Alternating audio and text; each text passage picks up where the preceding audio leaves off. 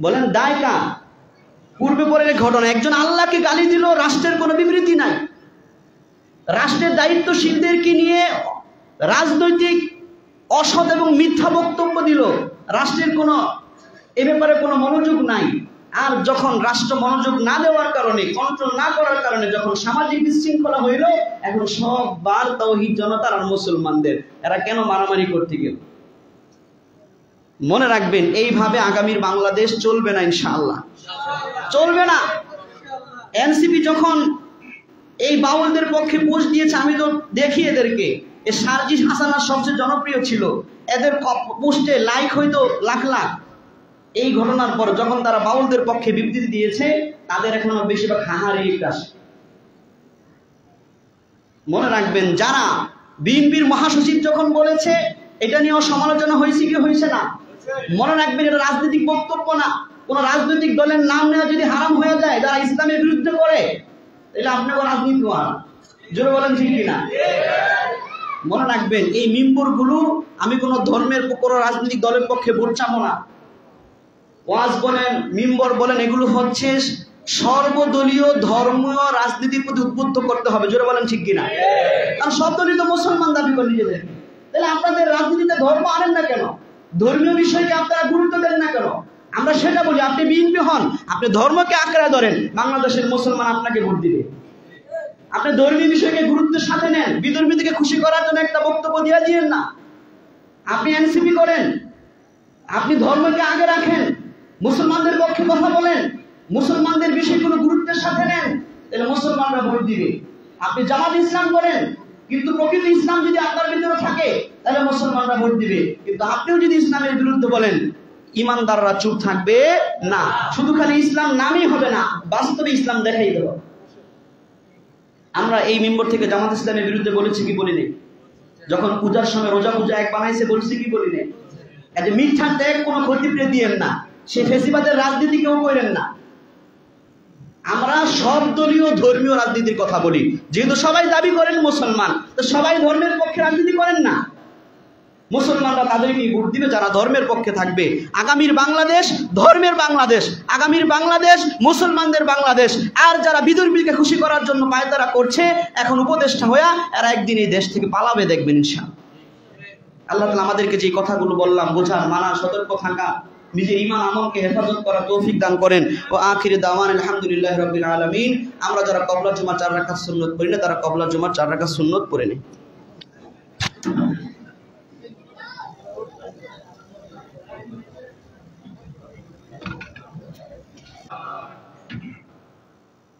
আমরা গত জুমায় আলোচনা শুনেছি যে আল্লাহ পাক এই পৃথিবীর পরীক্ষার হলের মেয়াদ শেষ হয়ে যাচ্ছে, সময় ঘনিয়ে আসছে, সেটা জানানোর জন্য কিয়ামতের আসল বড় ঘন্টা বাজানোর আগে ছোট ছোট কিছু কি বাজান, ঘন্টা বাজান। যেরকম পরীক্ষার হলে 15 মিনিট আগে একটা ঘন্টা দেওয়া হয়, আর যখন পরীক্ষার মেয়াদ শেষ হয়ে যায় তখন পাগলা ঘন্টা বুঝেন তো? এই কিয়ামতের যে ভূমিকম্প, যে আওয়াজ, যে চিৎকার, যা কিছু ঘটবে, ওইটা হচ্ছে এই পরীক্ষার হলের সময় শেষের পাগলা ঘন্টা। এর আগে মাঝে মধ্যে আল্লাহ পাক যা কিছু একটু নাড়া দেন, একটু ঝাঁকি দেন, আসমানি জমিনি বিপদ মুসিবত দিয়া সতর্ক করেন, সেটা হচ্ছে যে টাইম ঘনে আসতেছে, এটার সতর্ক বার্তা। আর এটা আল্লাহ কখন দেন? মানুষের গুনাহের কারণে যখন আল্লাহ পাক রাগান্বিত, ক্ষিপ্ত হয়ে যান, তখন আল্লাহ পাক সেই সতর্কীমূলক ঘন্টা দেন, যেটা কখনো ভূমিকম্পের শুরুতে আসে, কখনো জলোচ্ছ্বাসের শুরুতে আসে, কখনো হঠাৎ মৃত্যুর শুরুতে আসে, কখনো মহামারীর শুরুতে আসে। বিভিন্ন ভাবে আল্লাহ পাক সেই সতর্কবাণী আমাদেরকে দিয়ে থাকেন।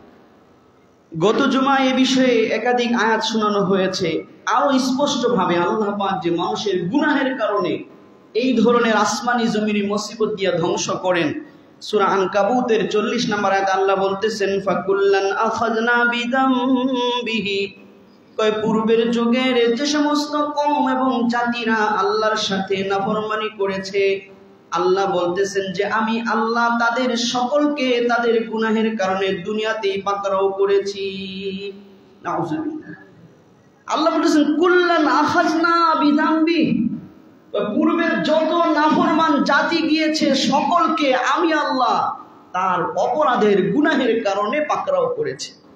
পাকড়াওয়ের ধরন কি ছিল আল্লাহ নিজে বলছেন ফামিনহুম মান আরসালনা আলাইহি হাসিবা, এদের মধ্যে অনেকে ছিল যাদের উপরে আমি আল্লাহ তাদের কাছে আসমানি বজ্র তাদের কাছে প্রেরণ করেছি, ঠাড়া তুফান আকারে তাদের উপরে কি করেছি, বর্ষণ করেছি। বজ্রপাত হয় কি হয় না? এরপর আল্লাহ বলতেছেন আমিনহুম মান আখাযাতহু সাইহা, আবার অনেকে ছিল যাদেরকে আল্লাহ পাক মহা আওয়াজ দ্বারা তাদেরকে কি করে দিয়েছেন, ধ্বংস করে দিয়েছেন বহু জাতিকে। কিয়ামতের সময় আওয়াজ হবে কি হবে না? সিংহায় ফু দেওয়া হবে কি হবে না? সেটা হবে বাংলা ঘন্টা। এর আগে আল্লাহ পাক বহু জাতিকে সতর্ক করেছেন। আল্লাহ পাক বলতেছেন আমিনহুম মান খাসাফনা বিহিল আরদ, আর বহু জাতিকে আমি আল্লাহ ভূমিকম্পের মাধ্যমে ভূমি ধসায়া জমিনের নিচে তাদেরকে দাবায়া দংশন করেছি। বহু জাতিকে আল্লাহ পাক এই ভূমিকম্পের মাধ্যমে ভূমি ধসায়া এদেরকে কি করছেন, ধ্বংস করছেন। আল্লাহ পাক বলেছেন আমিনহুম মান আগরাকনা, আর বহু জাতিকে আমি আল্লাহ ডুবায়া মারছি। জলশ্বাস বন্যা আমাদের মাঝে আসে কি আসে না? সমুদ্র কার হুকুমে কন্ট্রোলের বাইরে চলে যায়, আবার কার হুকুমে শান্ত থাকে? তিনি কে? আল্লাহ। যাই হোক, এই আয়াতের মাধ্যমে আল্লাহ পাক স্পষ্ট জানিয়েছেন যে পূর্বের যুগের বহু জাতিকে আমি আল্লাহ গুনাহের কারণে ধ্বংস করেছি। কিয়ামতের আগেও আবার আল্লাহ পাক সেই আসমানি মুসিবতের আকারে বড় ভূমিকম্প আল্লাহ পাক দিবেন, যেটা কিয়ামতের ভূমিকম্প হবে, পাগলা ঘন্টা স্বরূপ হবে। গত জুমায় সূরা জিলজাল আপনাদেরকে শুনিয়েছিলাম।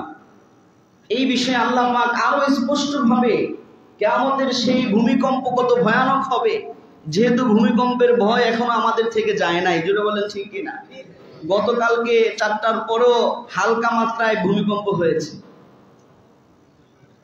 গত জুমায় হাদিস শুনিয়েছিলাম যে লা তাকুমুস সাআ হাত্তা ইউকবাজাল ইলম, ইলম দুনিয়া থেকে আল্লাহর পক্ষ থেকে উঠায় নেওয়া ছাড়া এবং তাকসুরাজ জালাজিল, ঘন ঘন ভূমিকম্প হওয়ার আগে ছাড়া কিয়ামত হবে না।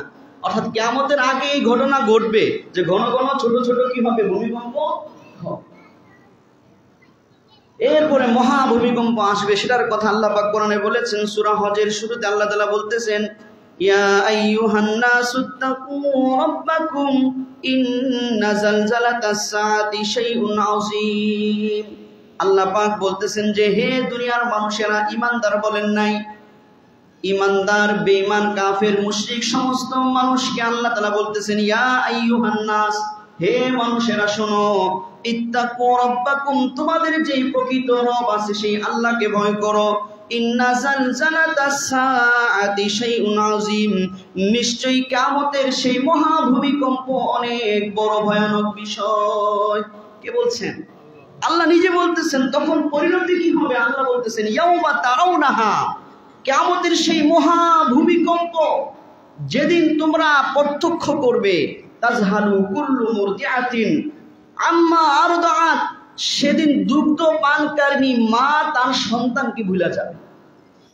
কিয়ামতের লারা যখন শুরু হবে, মা সন্তানকে দুধ পান করাইতেছিল, সন্তানকে ভুলে সন্তানকে নিক্ষেপ করে ঢিলা দিয়া ফালায়া সে নিজের জান বাঁচানোর জন্য দৌড় দিবে। আল্লাহ বলছেন এই কথা, বিশ্বাস হয়? আপনারা ভিডিও দেখছেন না? এই 5.7 মাত্রার ভূমিকম্পে দোকানের ভিতরে বাচ্চাকে রাইখা বাবা বাইরে বের হয়ে গেছে দৌড় দিয়া, বাবার পিছনে সন্তান পরে দৌড় দিচ্ছে। তো এই সামান্য ভূমিকম্পে যদি এই অবস্থা হয়, তাইলে সেই ভূমিকম্পে আল্লাহ যেটা বলছেন এটা অবশ্যই হবে, এর মধ্যে কোনো সন্দেহ নেই।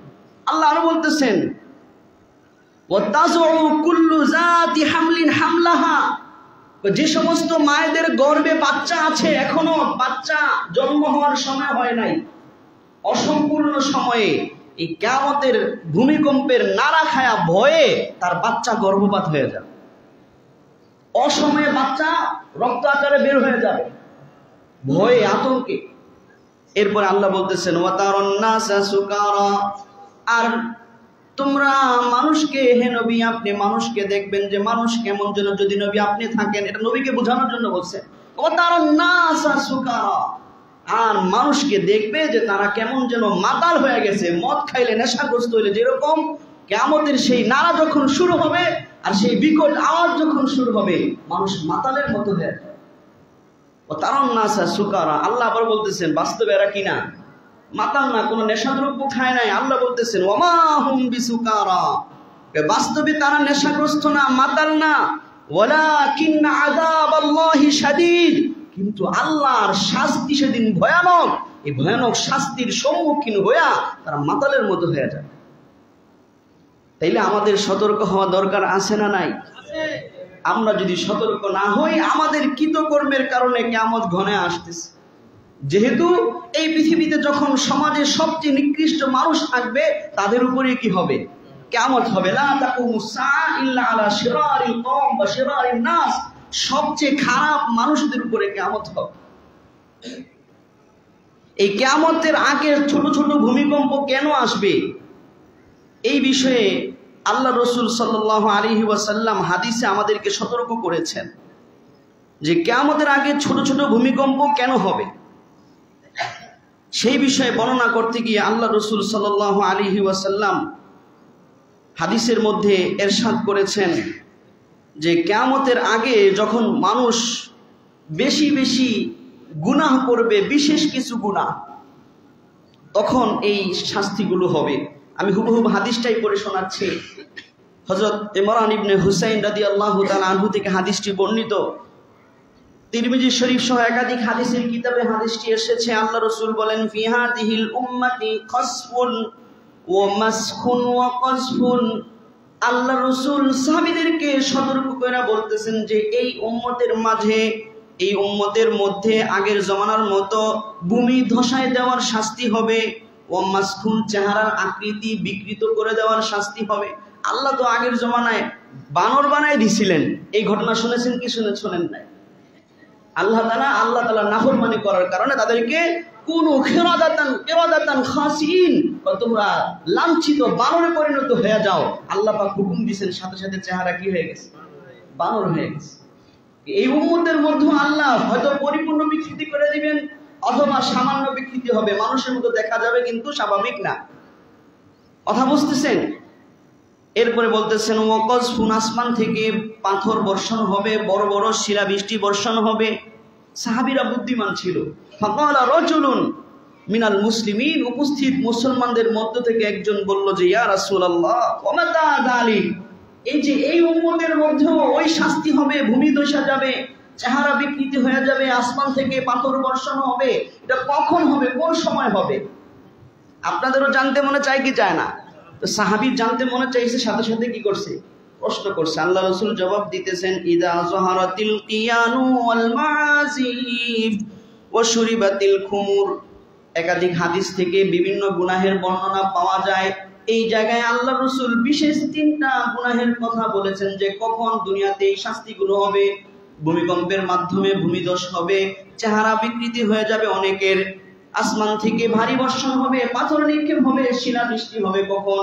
আল্লাহ পাক বলতেছেন, আল্লাহ রাসূল সাহাবীকে জবাবে বলতেছেন ইদা যাহারাতিল কিয়ান, 1 নাম্বার যখন মুসলিম সমাজে অ্যাভেলেবল হয়ে যাবে নর্তকী, নাচনেওয়ালা, গাইনেওয়ালা নর্তকী যখন সমাজে কি হয়ে যাবে? অ্যাভেলেবল হয়ে যাবে, সহজসাধ্য হয়ে যাবে, স্বাভাবিক হয়ে যাবে। মানুষ এটাকে বড় কোনো অপরাধ মনে করবে না, এটাকে বলে জুহুর। ইজা যাহারাতিল কিয়ান, যখন নর্তকী আর গানওয়ালা, নর্তকী, এই নাচনেওয়ালা গানওয়ালা মেয়ে নর্তকী নাচনেওয়ালা কি বেড়ে যাবে। ওয়াল মাআজিব, 2 নাম্বার যখন বাদ্যযন্ত্রের ব্যাপক ব্যবহার হবে। কিসের? বাদ্যযন্ত্রের ব্যাপক ব্যবহার হবে। আমাদের সমাজে এই দুটোটা আছে না নাই? আর দুটোটা একসাথে হয়, আলাদা আলাদাও না। নর্তকী নাচতেছেও, আবার ঢোল তবলা বাদ্যযন্ত্র গানের তালও হইতেছে। জোরে বলেন নাউজুবিল্লাহ। 3 নাম্বার ওয়া শুরিবাতিল খুমুর, যখন সমাজে বেশি বেশি মানুষরা মদ পান করা শুরু করবে, মদ পান করা যখন স্বাভাবিক হয়ে যাবে, মদ পানের যেই শাস্তি ছিল সেই শাস্তি যখন উঠে যাবে। ইসলামী আইনে, ইসলামী শাসনে মদপানের শাস্তি হচ্ছে বেত্রাঘাত করা, নির্দিষ্ট সংখ্যার বেত্রাঘাত করা। আর এখন তো বাস এমনি ছাড় পাওয়া যায়। কার্যকরী কোন আইনের ব্যবহার আমরা মাদকদ্রব্য সেবনকারীদের বিরুদ্ধে এই দেশে দেখি না। আর যদি সরকারের লাইসেন্স দিয়ে দেয় বৈধ মাদক, কেমন ঘনে আসতেছে। এখন সৌদি আরবও এই জালেম শাসক যেটা আছে, সৌদি আরবও বৈধ বারের ব্যবস্থা করছে, বলেন না? ইমাম মাহদি তো এমনি আসবে না। ইমাম মাহদি তো কাবার চত্বরে বায়াত নিবে। সৌদির প্রশাসনের শাসকদের অবস্থা যখন জঘন্য থেকে জঘন্য হবে, তখনই কে আসবে? ইমাম মাহদি আসবে। আল্লাহ রাসূল তিনটা গুনাহের কথা বলছেন, যে এই তিনটা গুনাহ যখন সমাজে অ্যাভেলেবেল হয়ে যাবে, নর্তকী, বাদ্যযন্ত্র, মদ, আমাদের সমাজে বিবাহ অনুষ্ঠানে এই তিনটা একসাথে হয়, জোরে বলেন ঠিক কিনা? তাহলে আমরা কিভাবে নিরাপদ অনুভব করি যে আমরা আল্লাহ তাআলা জমিন ধসায় দিবেন না? বলেন, আমরা নিরাপদ ভাবে জমিন আল্লাহ তাআলা ধসায় দিবেন না, কিভাবে নিরাপদ থাকি? আসমান থেকে আমাদের উপরে ঠাডা পড়বে না, কিভাবে নিরাপদ নিশ্চিন্ত থাকি? এই গুনাহগুলো তো আমাদের সমাজে হচ্ছে। এর মধ্যে মনে রাখবেন, এই বাদ্যযন্ত্র এবং নর্তকীর বহু ধরন, বহু সিস্টেম আমাদের সমাজে প্রচলিত আছে। তার মধ্যে সবচেয়ে নিকৃষ্ট এবং সবচেয়ে জঘন্য, যেটার কারণে আল্লাহর পক্ষ থেকে আযাব আসে, সেটা হলো কেউ যদি এই বাদ্যযন্ত্র এবং নর্তকীকে নিজেরা জায়েজ বইলা করে। বলেন নাউজুবিল্লাহ। আমাদের সমাজে যুবকরা বিবাহ শাদীতে যারা করে, এরা নিজেরাও জানে এটা গুনাহ। এরা নিজেরাও জানে এটা কি গুনাহ। যে বাসায় হয় তারাও জানে গুনাহ। এজন্য ওই সময় হুজুর সামনে আইতে গেলে একটু পলায় যায়, হুজুর নি দৌড়ে লায়, হুজুর নি কয়ে লায়। বাস্তবতা কি না? এটার জন্য আযাব আসে, কিন্তু ওইটা বেশি মারাত্মক যেটা জায়েজ বইলা করে, সুফিবাদের নামে করে, সুফি সাধকের নামে যেটা করে, এই সমাজে আছে না নাই? দুল তবলা গান বাজায় মাজারে উরুস করে কি করে না? আরো জঘন্য হচ্ছে বাউল তত্ত্ব। এই দেশে এখন রাষ্ট্রীয়ভাবে রাজনৈতিক নেতারা নিজেদের কিছু ভোট পাওয়ার জন্য মনে হয়, কারণ তারা জানে আমরা সব নামে মুসলমান, কামে মুসলমান একজনও না। যদি জানতো যে বাউল তন্ত্রের পক্ষে যদি রাজনৈতিক নেতারা কথা বলে, তাইলে মুসলমানরা ভোট দিবে না, তাইলে প্রসিদ্ধ রাজনৈতিক দলের মহাসচিবের পক্ষ থেকে এই বাউল তত্ত্ব যারা অমুসলিম, এদের পক্ষে কথা আসতো না। এনসিপি যারা স্বাধীনতা, যারা এই গণ অভ্যুত্থানের পক্ষের শক্তি, তাদের পক্ষ থেকে এই বাউলদের পক্ষে কথা আসতো না। অথচ যেই বাউলদের পক্ষে কথা আসতেছে, যে বাউলরা আপনার আমার প্রাণের সবচেয়ে ঘনিষ্ঠ আল্লাহ পাকের বিরুদ্ধে কথা বলেছে, আল্লাহ পাককে জঘন্য ভাষায় গালি দিয়েছে, তখন একটা রাজনৈতিক দলের নেতার মুখ দিয়ে টু শব্দ বের হয়, বিরুদ্ধে বলে না।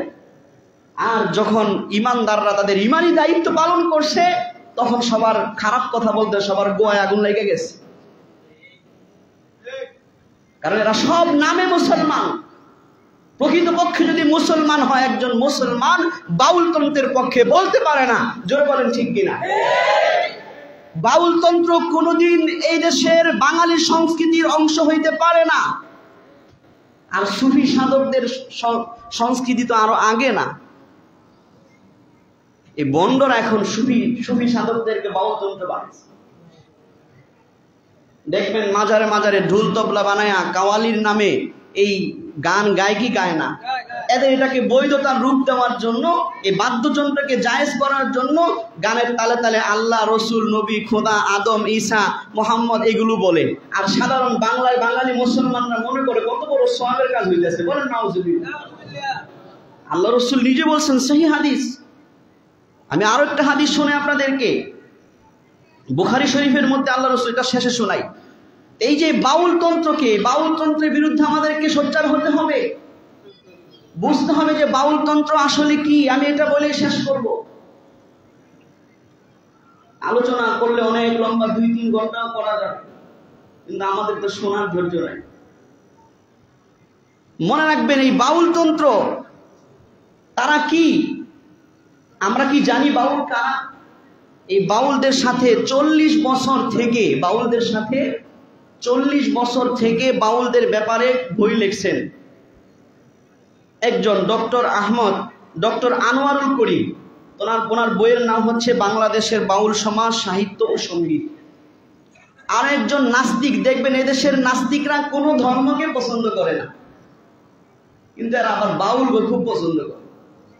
নাস্তিকরা, রাম আর বামেরা বাউলদের পক্ষে সর্বপ্রথম মিছিল করছে ঢাকাতে, জোরে বলেন ঠিক কিনা? যারা কোনো ধর্মে বিশ্বাসী না, এরা আবার বাউলদের ধর্মের প্রতি এত পীড়িত কেন বলে? আরেকজন স্বঘোষিত নাস্তিক ডক্টর আহমদ শরীফ, নামটা মুসলমানের কিন্তু সে নাস্তিক। সে বাউলদের পক্ষে একটা বই লিখছে, বাউল তত্ত্ব নামে। সেই বইগুলো থেকে আজকে আপনাদেরকে কিছু তথ্য দিব। আরো একজন হিন্দু সুধীর চক্রবর্তী, সেও বাউলদের ব্যাপারে একটা গবেষণা করে বই লিখেছে। মূলত বাউল শব্দটা কিসের থেকে এসেছে সেই গ্রন্থে, অর্থাৎ বাংলাদেশের বাউল সমাজ গ্রন্থে ডক্টর আনোয়ারুল করিম লিখেছেন, বাউল শব্দটি এসেছে বাল শব্দ থেকে। প্রাচীন প্যালেস্টাইনে ছিল বাল নামের প্রজনন দেবতা। তওরাত, ইনজিল, কোরআন সব কিতাবেই বাল উপাসনা কঠোরভাবে নিষিদ্ধ। আল্লাহ পাক কোরআনে বালের কথা বলছেন যে তারা বালকে ডাকে, ইয়াগুসাকে ডাকে, যে এই মূর্তিগুলো মূলত যৌন দেবী ছিল, যৌন মূর্তি ছিল। যারা বেশি যৌন কাম আসক্ত, যারা যৌনতাকে পূজায় রূপ দিয়েছে, তারা এই বাল নামক যৌন দেবতার পূজা করতে যুগে যুগে করছে। যার কারণে তাওরাতেও এটার ব্যাপারে আল্লাহ তাআলা নিষেধ করেছেন, ইনজিলও নিষেধ করেছেন, আমাদের কোরআনেও এই বাল দেবতার বিরুদ্ধে বলা হয়েছে। কারণ এই ধর্মের প্রাথমিক উপাসনা ছিল যৌনাচার। সেই আনোয়ারুল করিমই বলেন ওই বাংলাদেশের বাউল গ্রন্থে যে প্রথমে ছিল বাল, সেখান থেকে হয়ে গেছে বাউল, এরপরে হয়ে গেছে বাউল। আরো কোন কোন গ্রন্থ থেকে জানা যায় যে বাউলুন শব্দ থেকে, বাউলুন আরবিতে বাউলুন শব্দ মানে পেশা। যেহেতু যারা বাউল সাধক সন্ন্যাসী, তারা নিজের পেশাব নিজে খাওয়াকে ইবাদত মনে করে, নারীদের মাসিকের যে রক্ত সেটা খাওয়াকে তারা জায়েজ মনে করে, নিজেদের উপাসনা সাধনা মনে করে। তাদের বই থেকে পাওয়া তথ্য থেকে বলছি।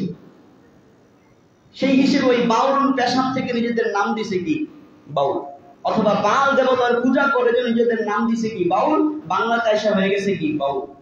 বাল থেকে রূপান্তরিত হয়ে বাউল হয়ে গেছে। বাংলাতে আমরা একটু ঘুরে বলি, যেমন বাংলা আরবি শুদ্ধ হলো আল্লাহ, আমরা বলি আল্লাহ, বলি কি বলি না? ভাষার কারণে বিদেশি শব্দ বাংলাদেশ আইসা ওই শব্দটা বাংলায় রূপ নিয়ে একটু বিকৃত হয়ে যায়। এই জন্য বাংলা ভাষায় দেশি বিদেশি শব্দের একটা প্রকার আছে না নাই? এদের ধর্ম কি এই ব্যাপারে জানা যায় যে বাউলদের ধর্ম হলো মিশ্রণ ধর্ম।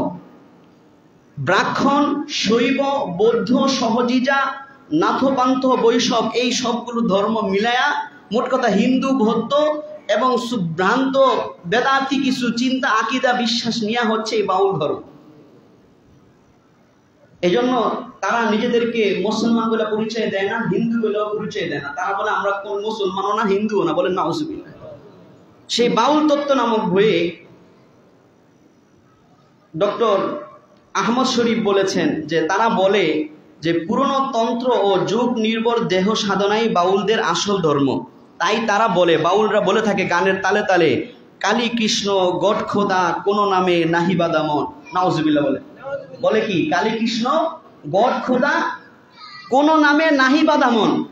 মানে তারা বলে যিনি মালিক, একজন সৃষ্টিকর্তা আছে, তারে কালীও ডাকা যাবে, কৃষ্ণও ডাকা যাবে, গডও ডাকা যাবে, খোদাও ডাকা যাবে, বলে নাউজুবিল্লাহ। অথচ আল্লাহর ব্যাপারে আমাদের আকীদা হচ্ছে ওয়ালাহুল আসমাউল হুসনা, আল্লাহ পাকের রয়েছে সুন্দর সুন্দর কিছু নাম, ওই নাম ছাড়া আল্লাহর নাম হিসেবে অন্য কোনো নামে ডাকা যাবে না। বিধর্মীরা, হিন্দুরা, বৌদ্ধরা তাদের দেব দেবীদেরকে বিভিন্ন নাম দিয়ে তাকে প্রভু মনে করে সেই নামে ডাকে। আর বাউলরা এই গান গায়, কালী কৃষ্ণ গড খোদা কোন নামে নাহি বাদামন, বলেন নাউজুবিল্লাহ। এইভাবে আল্লাহকে ডাকার স্পষ্ট শিরিক। বাউলদের প্রকৃত ধর্মীয় পরিচয় কি? ডক্টর আনোয়ারুল করিম তার সেই বাংলাদেশের বাউল সমাজ বইয়ে উল্লেখ করেছেন, বাউলরা বলে, বাউলরা নিজেদের না হিন্দু না মুসলমান বলে। তারা বলে আমাদের ধর্ম আলাদা, আমাদের নবী লালন শাহ, লালন তাদের কাছে দেবতা সমান গুরু, বলে নাউজুবিল্লাহ।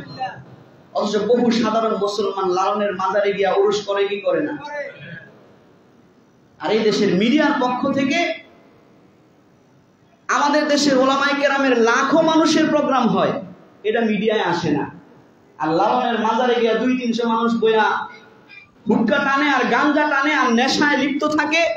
এই নেশাদ্রব্য তাদের কাছে জায়েজ। অর্থাৎ এই যে যেগুলোর কারণে আল্লাহ পাক ভূমিকম্প আযাব দেন, এই তিনোটা তাদের ধর্মীয় সাধনার অংশ। এই বাউল ধর্মের বাউলদের ধর্মীয় আচরণ আপনারা যদি লক্ষ্য করেন দেখবেন, হয়তো আমাদের শহর এলাকায় বাউলদের সংখ্যা কম, যেহেতু মানুষের সমাজে, সভ্য সমাজে যারা একটু অর্থনৈতিকভাবে নিম্নমানের নিচের পর্যায়ের, তাদের মধ্যে এগুলো বেশি সহজে বিস্তার হয়। যেহেতু বাউলরা বেশিরভাগ ধর্ম সংসার ত্যাগী হয়। কি ত্যাগী হয় বলেন? সংসার ত্যাগী। বাউল দুই ধরনের, এক ধরনের সাধক আছে তারা সংসার করে, স্ত্রী আছে, সন্তান আছে। আবার আরেক ধরনের বাউল সাধক আছে যারা সংসার ত্যাগী। অথচ আল্লাহ রাসূল বলেছেন লা সরুরাতা ফিল ইসলাম, ইসলামের মধ্যে কোনো বৈরাগ্যবাদিতা নাই। এজন্য আল্লাহ রাসূল নিকাহু মিন সুন্নতি, বিবাহ হচ্ছে আমি নবীর সুন্নাত। ফামান রাদিবা আন সুন্নতি ফালাইসা মিন্নি, যে নবী আমি নবী, যে নাকি আমি নবীর সুন্নাত থেকে বিমুখ থাকে, বিবাহ করে না, মনে করে বিবাহ না করার সাধনা, আল্লাহ রাসূল বলেছেন ফালাইসা মিন্নি, সে আমার উম্মতের অন্তর্ভুক্ত না। এই বাউলদের ধর্মীয় আচরণ আপনারা দেখবেন এখন আমাদের এই সমস্ত অঞ্চলে কমে গেছে, কিন্তু খুঁজলে কিছু কিছু পাওয়া যাবে যারা আছে এরকম। এই বাউলরা মসজিদে যায় না। বাউলরা কই যায় না? মসজিদে যায় না। নামাজ রোজা ঈদ মানে না, তারা জানাজায় পড়ে না, হিন্দু ধর্মের আলোকে দেহ পোড়ায়ও না, সামাজিক বিবাহ স্বীকার করে না, নারী পুরুষ মিশ্র জীবন ধারা তাদের জীবনের একনিষ্ঠ বিষয়। সাধন সঙ্গিনীকে সাধন, তারা যেহেতু নারীর সাথে যৌনতায় লিপ্ত হওয়াকে অবৈধভাবে, এটাকে তারা বলে সাধনা, আর সেটাকে তারা বলে জায়নামাজ, বলে নাউজুবিল্লাহ। এটা আমি আমার নিজের কথা বলছি না, কিন্তু তাদের বিষয়ে লিখিত বাংলাদেশ বাউল সমাজ সাহিত্য সঙ্গীত এই বই থেকে বলছি, ডক্টর আনোয়ার করিম 40 বছর তাদের সাথে থাইকা উনি এগুলো লিখছেন। বাউলদের কালেমাও আলাদা। আপনারা আশ্চর্য হবেন, বাউলদের কালেমা লুকায়ত লালন পৃষ্ঠা 4 থেকে 95 ভিতরে সুধীর চক্রবর্তী একজন হিন্দু লিখেছে, সে কি মুসলমানদের পক্ষে লিখবে? তার মানে সে গবেষণা করে যেটা পাইছে সেটাই কি সে লিখছে। সে লিখছে যে 1986 সালের মার্চে কুষ্টিয়া জেলা প্রশাসকের কাছে বাউলদের দেয়া বিবৃতি, সেই বিবৃতি তারা বলেছে আমরা হিন্দু নই, মুসলমানও নই, আমাদের নবী সাইজি লালন শাহ, আমাদের ধর্মীয় স্বরূপ লালনের গান, আমাদের কালেমা লা ইলাহা ইল্লাল্লাহ, লালন রাসূলুল্লাহ, বলেন নাউজুবিল্লাহ। এই কথাগুলো পড়তেও আমার কলজা কাঁপতেছে, যেহেতু নকলে কুফুর নিস, এজন্য আপনাদেরকে শোনাচ্ছি।